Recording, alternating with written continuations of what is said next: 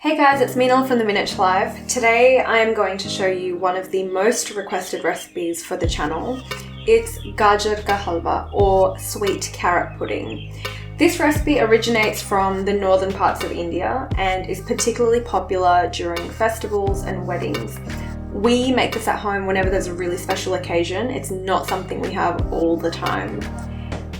For this recipe, we're going to need 2 cups worth of shredded carrots. You don't need to squeeze out the moisture from these carrots, leave them as is. We also need 2 cups of full cream milk. It's really important to use full cream milk for this. We need 90 grams of brown sugar. We also need a couple of strands of saffron, 2 tablespoons of ghee. You could use butter, but ghee is definitely preferred because it won't burn. About half a teaspoon of ground cardamom. And we need some things for topping. I've used some dried rose petals, chopped almonds, and chopped pistachios. Heat up your ghee in a non-stick pot. Once the ghee has melted, add in all of your carrots and use a wooden spoon to mix these through.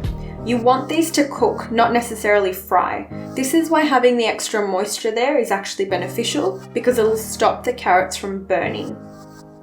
We're going to cook these off for about 5 minutes or until they're completely softened. My carrots have been cooking for about 5 minutes. This is what it should look like before you add in the milk. They're softened, they've become quite thick, and that moisture has more or less gone.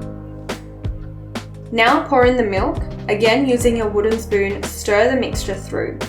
We're going to be cooking this until that milk has reduced by half of its quantity. So we really want to boil this down.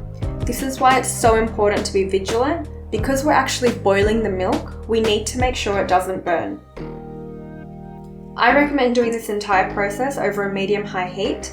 The reality is, if you use a higher heat for the milk, it's got a higher chance of actually burning. So go low and go slow for this recipe. You're going to get the best flavour out of the milk and the carrots. You can see now that there's a lot less liquid in the pot and the mixture has thickened really nicely. Overall, it should take about 10 to 15 minutes for the milk to reduce down and achieve this consistency. It's at this point that we add the sugar. After letting it boil for a couple of minutes, add in your saffron. The saffron will add a really nice flavour and colour throughout the Gajar Ka Halwa. Now we basically let the entire mixture boil off completely. We're looking for something really thick. I'm going to teach you the swipe test at this point. All you need to do is run your wooden spoon through the pot. If the milk and mixture replaces the gap straight away, it means the halwa is not ready.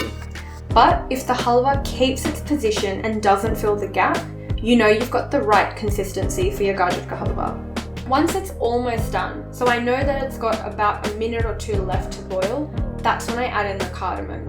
I add the cardamom quite late into the halwa because I don't want that cardamom to burn or overcook. I just want it to impart that beautiful, rich flavour. Right at the end, I sprinkle through some almonds and pistachios just to give it a little bit of crunch. It's completely optional, you don't have to add this into the actual recipe. Now we're ready to serve. Spoon this out into a nice serving bowl and sprinkle with the rose petals, the remaining almonds and pistachios.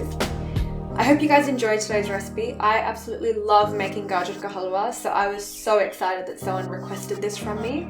If there's another recipe you want to see, please let me know in the comment section below. Please like, comment and subscribe. Thanks for watching today's video, and I will see you guys next week with a brand new one.